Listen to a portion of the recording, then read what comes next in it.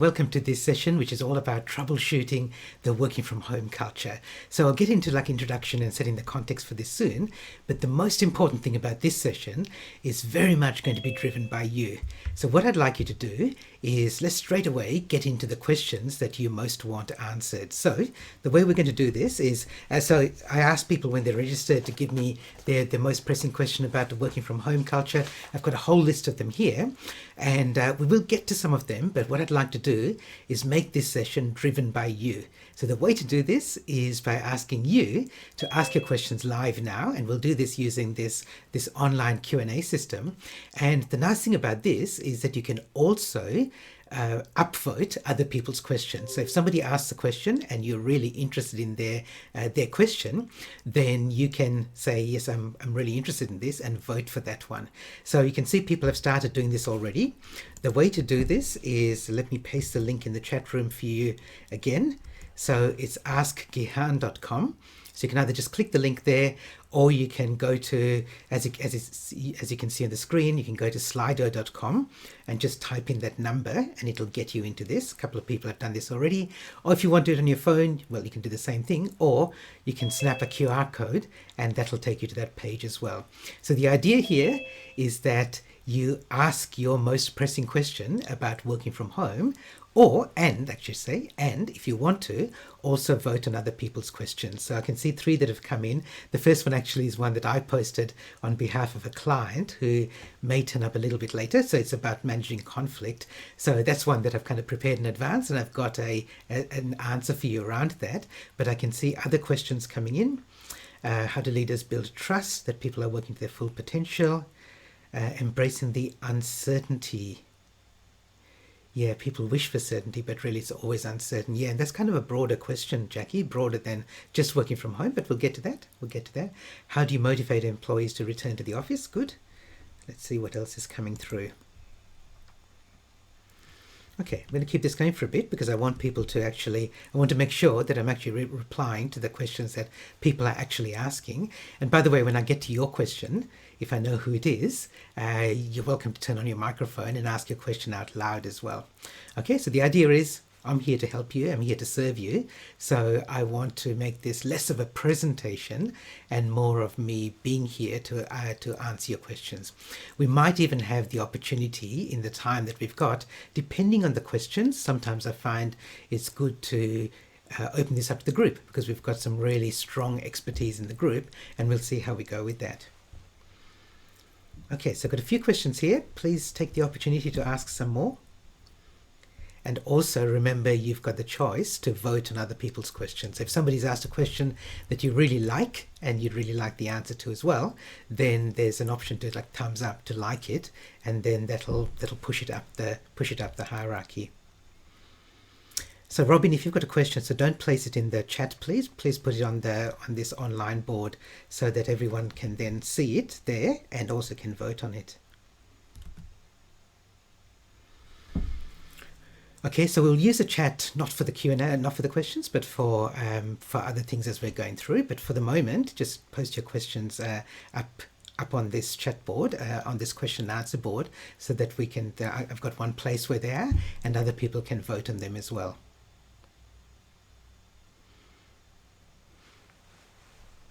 Okay, so I want to keep that open for a couple more minutes.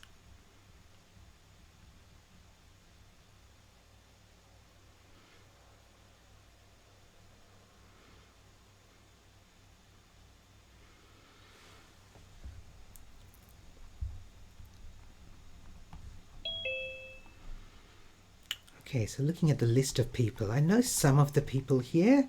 A couple of my clients are here. Hello to people who are here. And there's some other people who have been on a couple of these, one or more of these sessions in the past, and some people whose names I don't recognize. So that's good. It's really broad range of people here. So I will, if I can, take the opportunity to tap into your expertise later on in the session as well. It's not just about me being the expert here.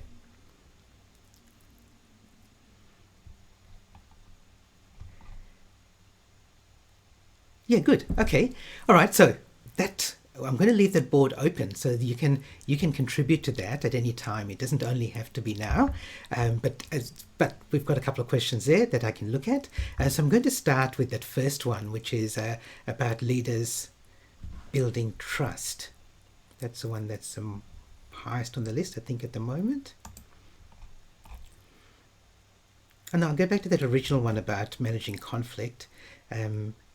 Yeah, okay. So this is going to be a fairly fluid presentation, right? So it's not about me presenting, it's about me helping you out as much as I can. So the way this is going to work, it's not going to be me taking all this time speaking, but I'll give you a little bit of an introduction just so that I'll put this in context, because looking at the people who are in the room here, some people know me, some people are clients, some people are long-term clients, some don't.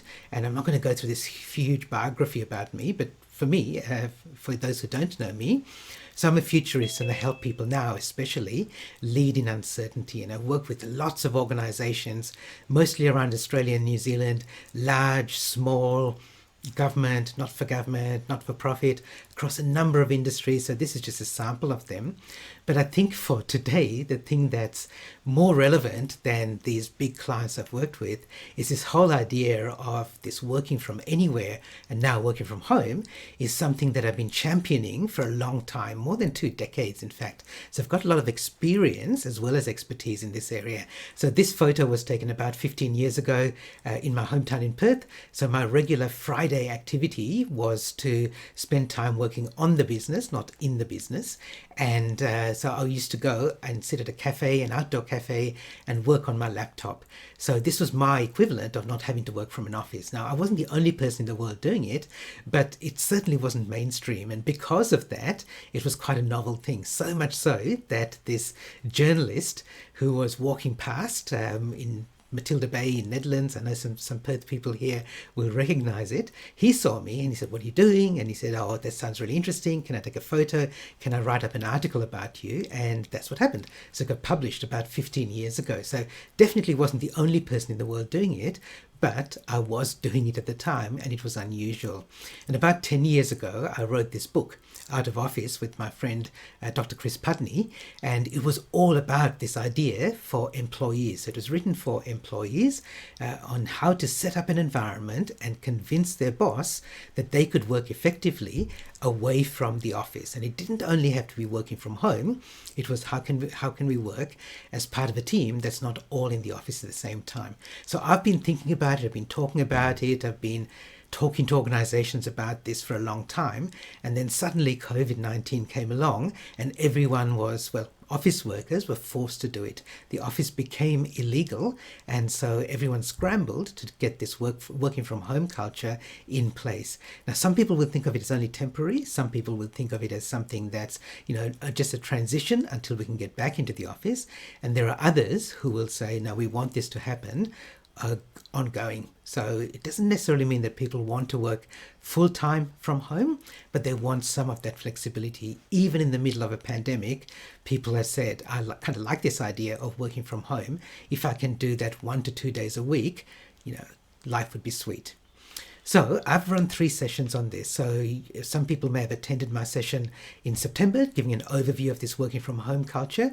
This is actually the second of the troubleshooting sessions that I'm running. And then next month, I'm going to run an implementation and action session on how you put some of these ideas into action. So if you're here live, then I will enroll you in that next session automatically. And if you're not, you can just go to gihanpereira.com and enroll in it yourself. But today's session is all about me answering your questions. So let's have a look at some of those questions. And the one I'm going to start with is the one that's at the top. It's actually one that I posted. So it's I snuck that one in right at the start, but I'm posting this on behalf of a client. So her question, so this is for Emma. I don't think she's joined and she may not be able to join, but she'll be certainly watching the recording of this, is all about managing conflict. So you've got these people who are working from home. How do you manage conflict between them? And actually in the questions that people sent me, Sue asked a similar question. How do you deal with a staff member who's slackened off? So I don't know whether you're here, Sue, but this kind of answers your question as well. So Emma's question was where she's got two team members who are in conflict and she's not quite sure how to handle that conflict. And Sue's question was if you've got a conflict with a team member who's slacking off, or you perceive that they're slacking off, how do you manage that? So let me tackle that one first.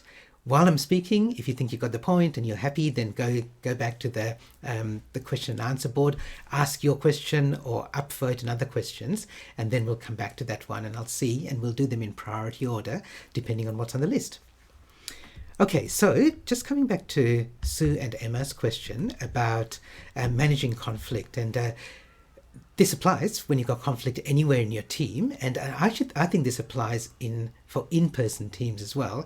But it's particularly relevant for these working from home teams, because you can't just say, let's get together in a room and thrash this out and sort it out. So I reckon this model is really useful whenever you're thinking about conflict. And I use this when talking to people about change as well, but let's look at it in the context of conflict in a working from home team. And I reckon there are 5 levels at the 5 causes of the conflict. And so therefore there are 5 levels at which you could tackle it. So I call this A, B, C, D, E, and you'll see why. We're going to do them in reverse order. So it's like E, D, C, B, A.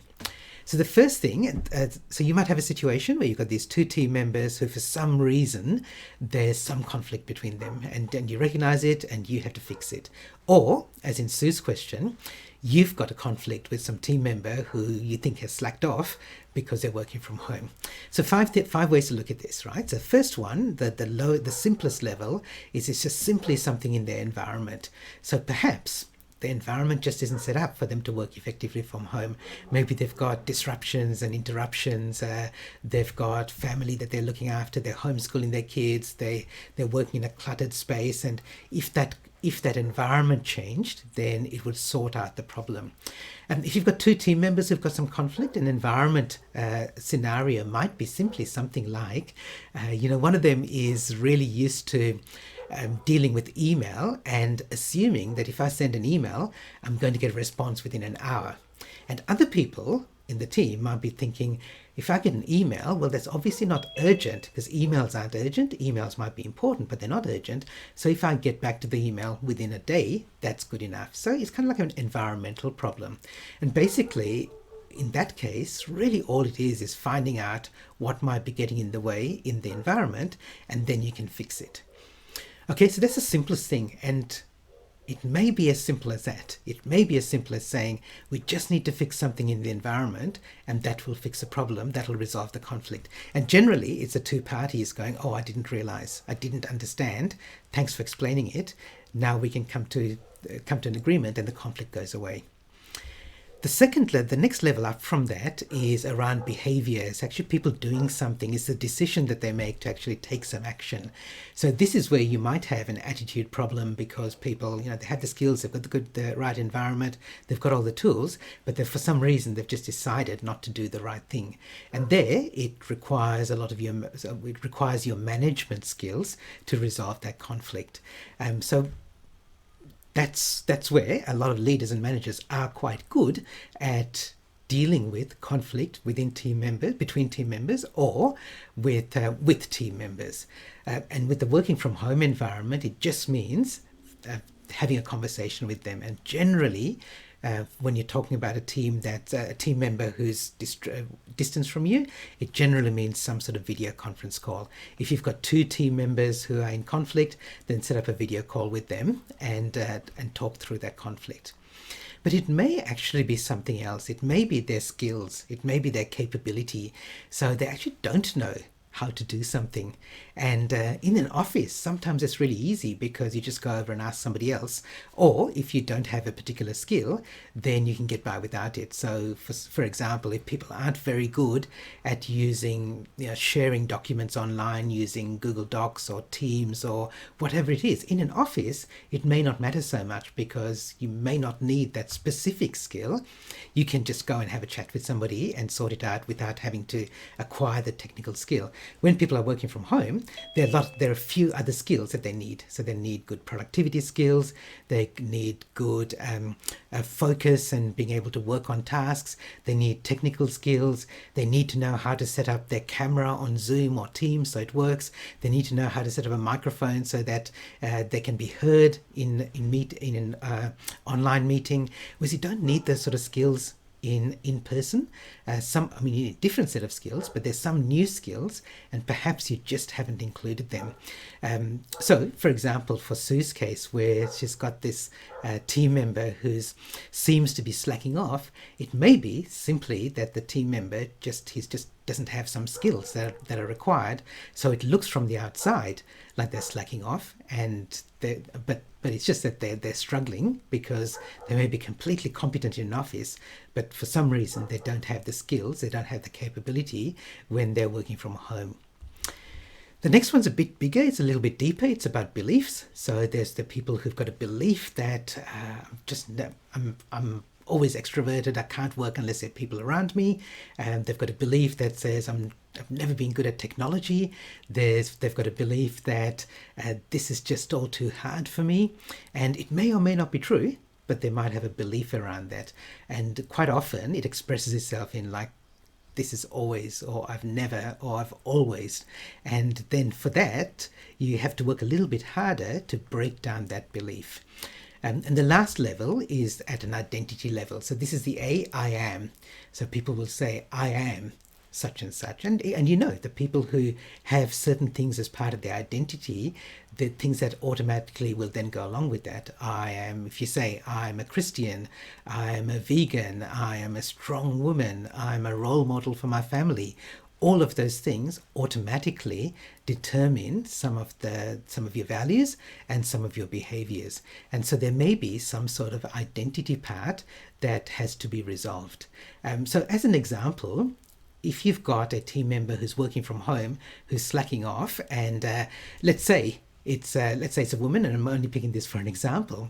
If part of her identity is, I am a mother first, and that then becomes her priority, and she's put in this environment where not only does she have to do her professional work, but she also has to do her looking after her kids who are being homeschooled at the moment because of lockdowns or because of some other reason, then that I'm a mother identity will give priority over her workplace identity and her work role identity. So that's just one example, and I'm sure you can think of countless other examples like that. So when you're looking at conflict, think of it at which of these levels. Is it at the A, the I am? Is it B, beliefs? Is it C, capability? D, decision? Or E, environment? And the first thing to do is figure out which level it's at. And B, just be a bit empathetic, because you might be guessing wrong if you're assuming that somebody's slacking off just because they're lazy or just because they're taking advantage of you. It may not be that. It may be something completely different. So any questions or comments on that? Because I know that this is something that I'm sure other people here would also have some input into. And if you have, do you want to just share it in the chat? Or if you feel strongly about it, please turn on your microphone and speak up. I'm more than happy to take not just a question, but a comment or an insight or somebody else's experience around this.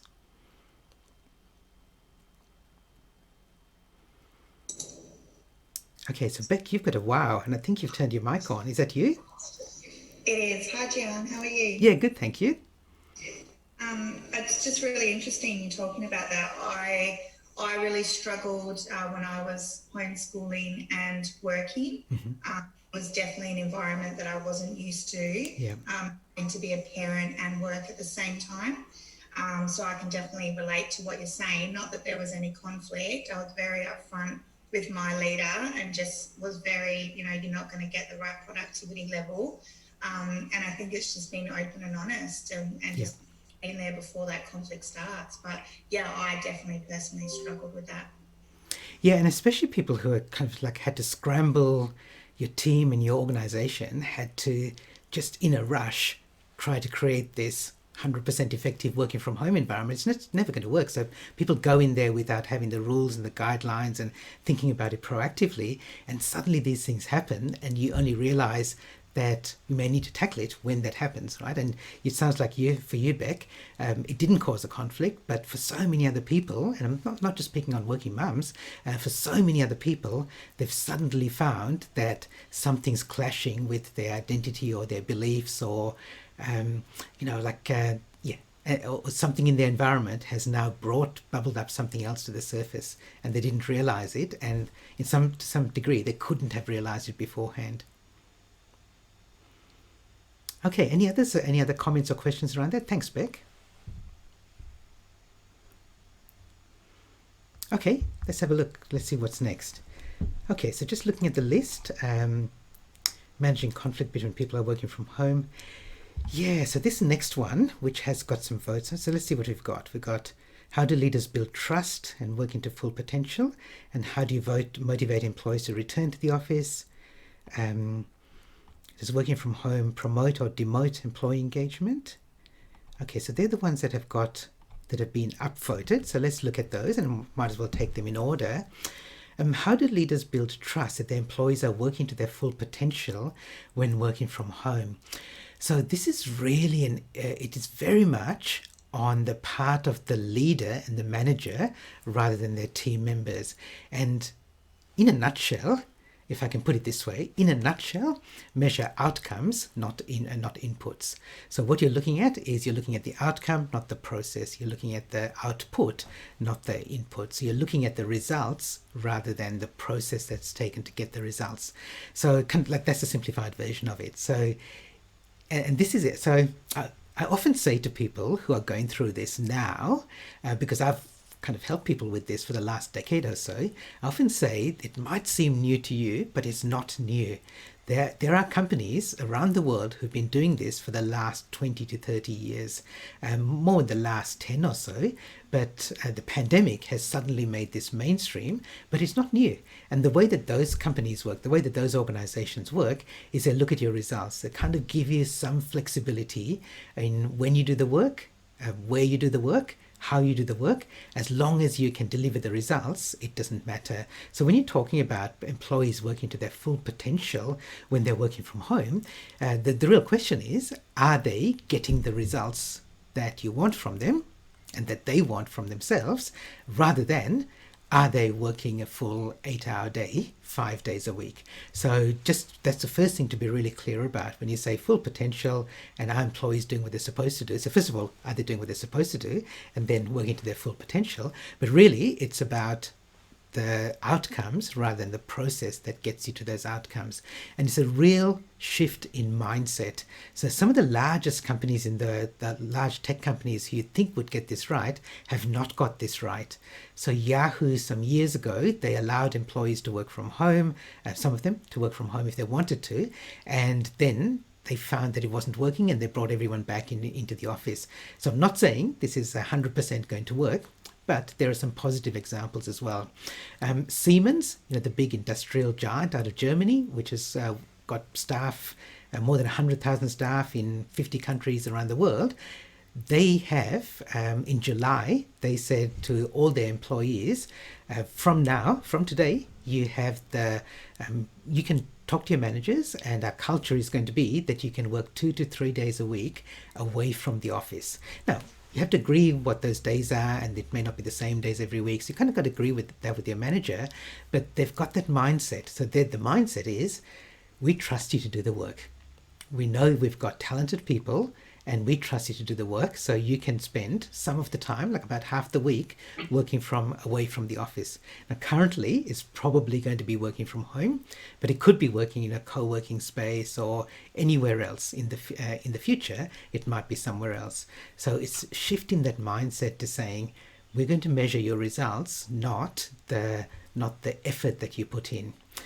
So now that sometimes it can cause some problems, because how can you collaborate if you don't know that everyone's going to be around at the same time? How can you call a meeting if you don't know whether the people who are going to be in the meeting are actually working at the moment? So you've got to figure out things like that. Dropbox, the company Dropbox, last week announced that they are going to be, I think they call it virtual first. So they're saying that Dropbox employees are by default going to be given permission to work from home at the moment, but work from anywhere, and they can come into the office if they want to. But the office is not the number one workplace. It's the kind of the backup workplace if you need to. But what they're doing so that it doesn't just become a free-for-all is they're also having, I forget what they call it now, it's like elastic days or something like that, where they say they're going to be these certain blocks of time in different time zones where you're expected to be at work. So it might be, say in Australia, at the moment, I'm in Perth, people on the East Coast are either 2.5 or 3 hours time zone ahead of me. So for me, it might be that between 9 a.m. and 11 a.m. Perth time, which is 11 a.m. to 1 p.m. Queensland time, or noon to 3 p.m., noon to 2 p.m. Daylight saving time, Eastern Daylight Saving Time, that might be a core period of time where everyone around the country is expected to be at their desk at work.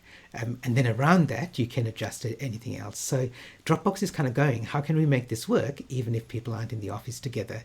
So the real answer to this is, building trust is about trusting in the results, not in the process. It's not easy, by the way. It sounds easy when I say it, but if you're a leader or a manager, or if you're an HR professional and trying to coach leaders and managers, you know that people it's just human nature. If you've grown up with the idea of being in an office, then you kind of take for granted that you see who comes in early or who comes in late.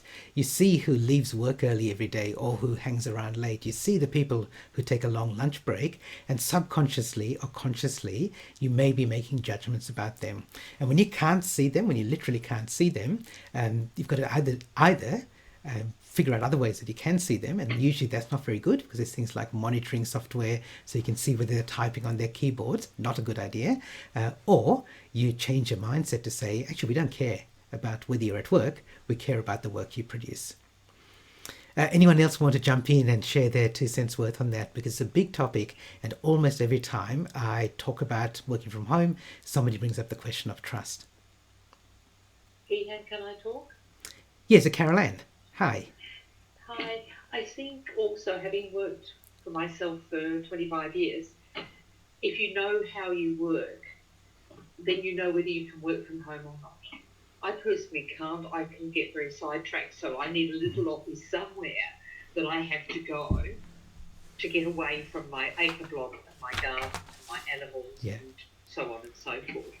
So my question to our team was, they're used to doing that anyway to an extent, but they're also used to being up front a lot of times. So how do they manage that? And how do they run their Zoom sessions and not get distracted in their environment? Or do they need to have space somewhere else to do that? Yeah, thank you. And I was just looking through, Tammy had asked a similar question, Carol Ann, or raised a similar point around that in the questions beforehand. Like, what new skills do we need to give our people to be able to work from home environment? And I think those skills, like being able to work independently and autonomously, are really important, as well as some of the other skills, like how do you collaborate online? How do you manage difficult situations? In the last session, we had this question, like how do you manage a difficult conversation?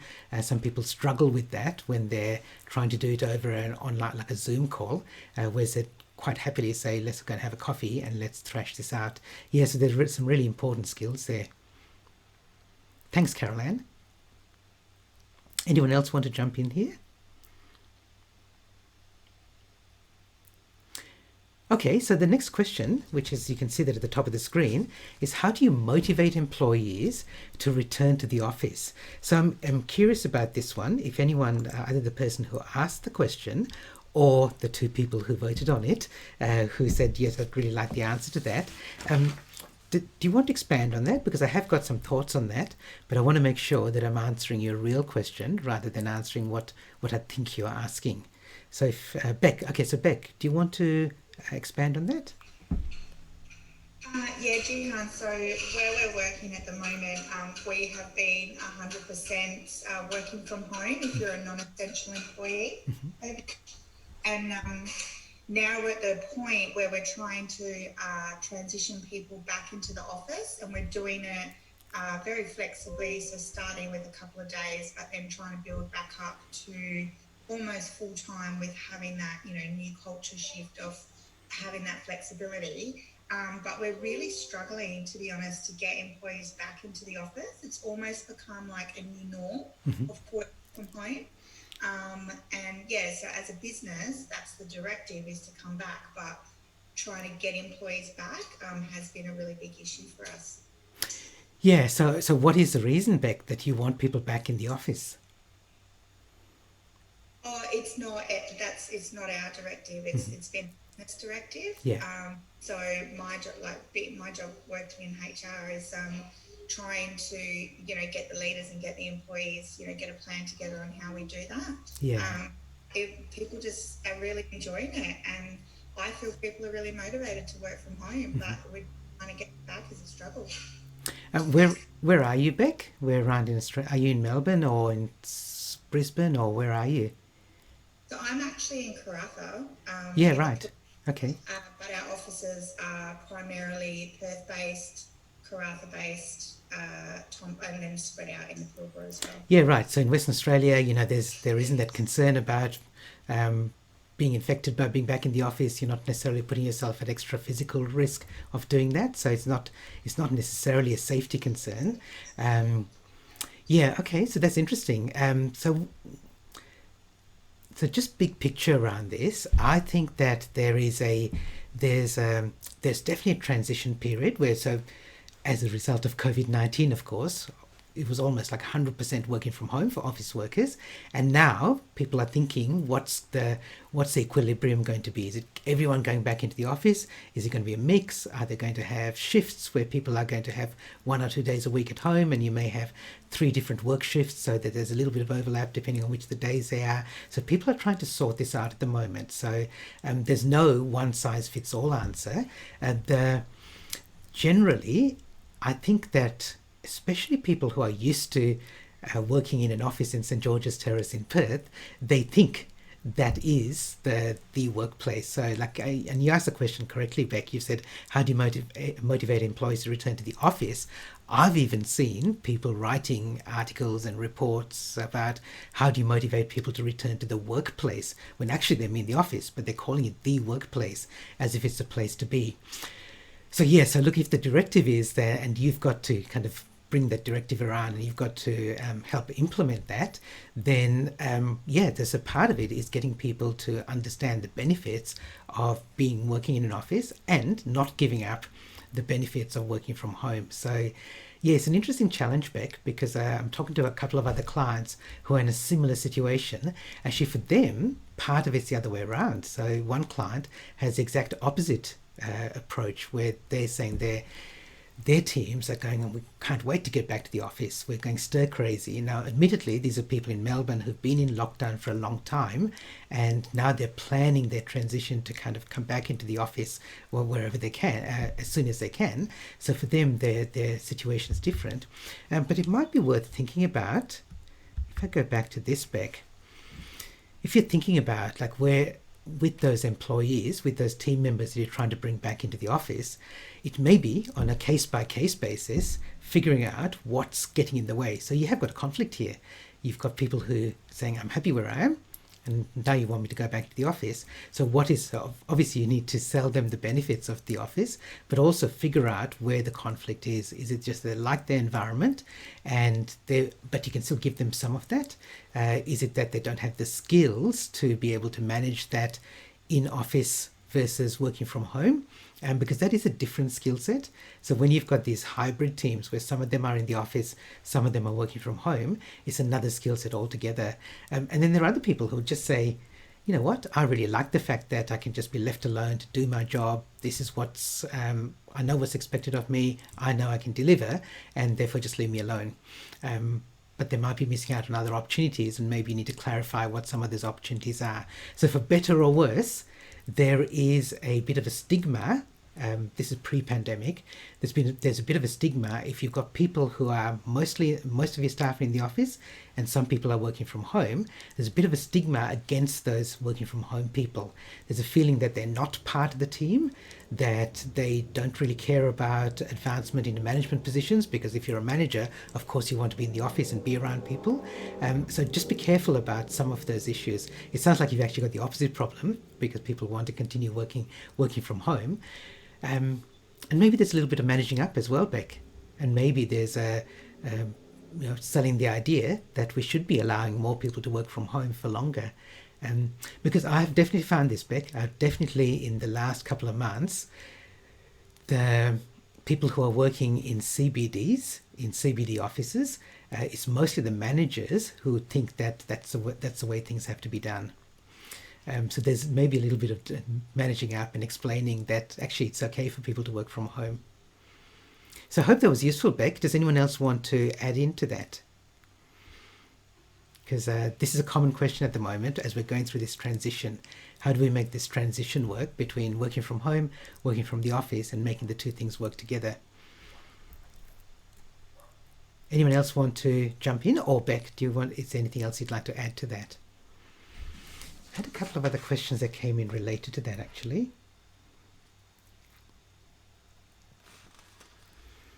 Oh, Esper asked the question, like, is it appropriate to bother your team anytime and even during weekends, like if they're working from home? And the answer is no, obvious. I think and I know Esper wasn't really asking a yes or no question. She was asking how to find the appropriateness around that.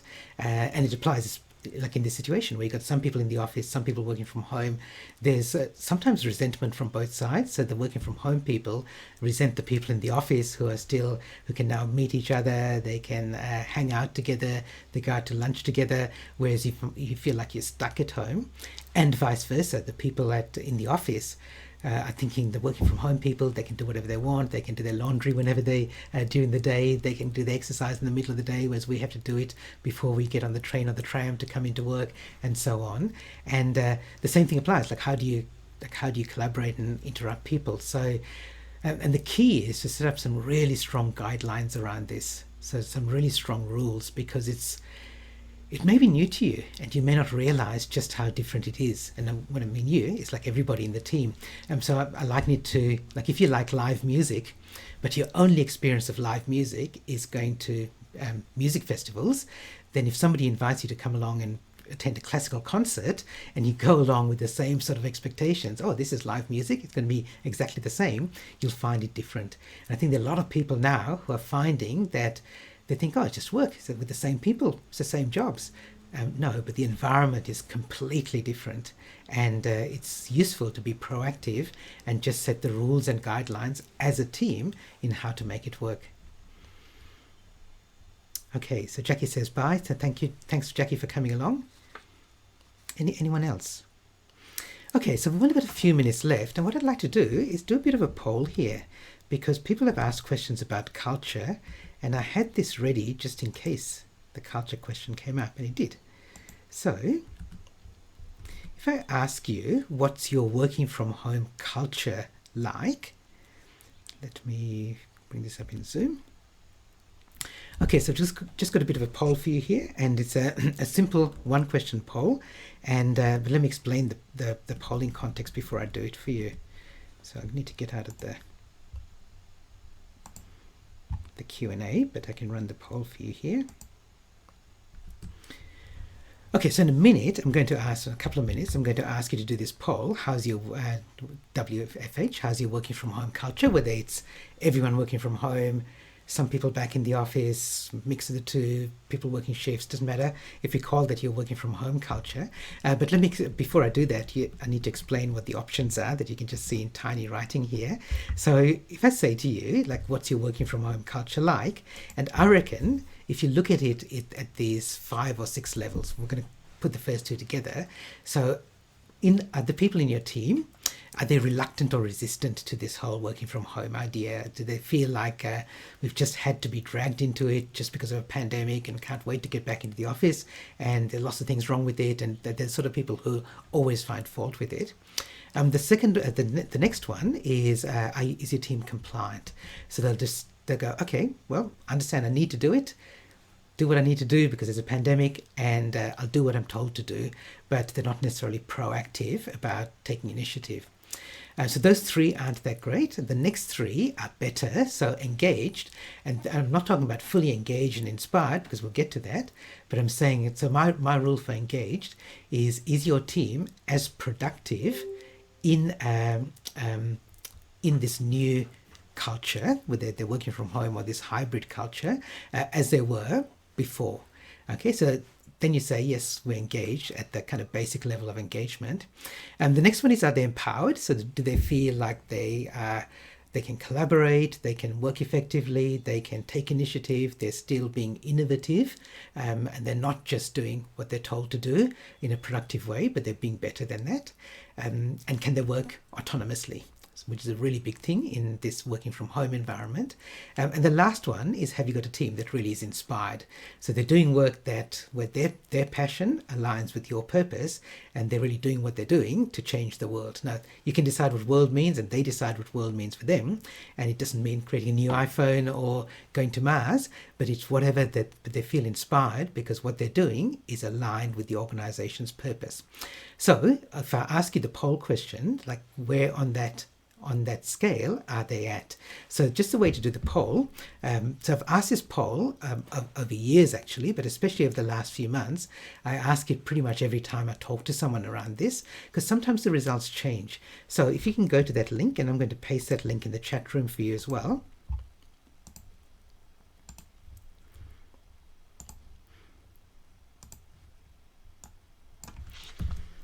Okay, so you can either go to it on your browser or you can click the link in the chat there.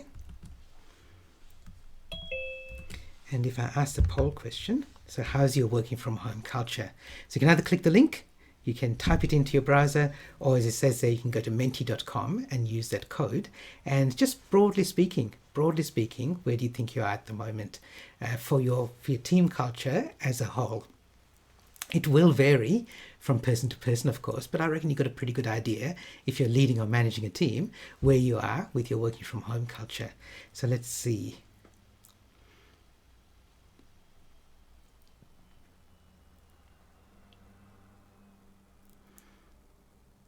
Okay, cool. Okay, so I know we've only got a small sample size here, and that's okay, but it's interesting to see that as I've run this over the last 3-4 months with lots of different groups, things are moving, things are improving. So here, so if I ran this even 4 weeks ago, I could pretty much guarantee that the highest would be compliant. So people are going where they're not really productive yet, but they're just doing the best that they can.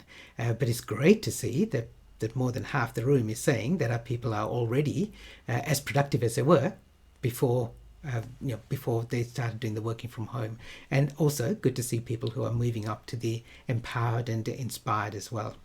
Okay, so thanks very much for doing that. I'm really interested in these poll results as we're kind of moving through and still in this transition phase in a very big way. It still is quite a big transition for lots of organizations. Okay, so as I said, today was mostly about asking and answering your questions, and I hope we've done that. And my goal was not to try and answer too many of them, but to do a few of them at a level of depth that would be useful. So I hope you did find that useful. As I said, this is a part of a 3-part series, and if you attended the first one, which was last month, then great, you'd have seen that. If you didn't, I'll make sure that I'll send you a link to the recording of that, as well as a link to the recording of today's session. And the next one that's coming up is like a planning and execution session. It's not specifically about working from home, but it's really useful if you're thinking about any of your planning and your implementation for 2021. So I will enroll you in that, but I'll also send you a link if you want to share that link with other people in your organization. Please do, because it's a really useful goal setting, planning, leading in uncertainty that's got some really useful strategies. So please send other people along to that if you think it'll be useful to them. If you want to work with me, I run one-on-one coaching sessions.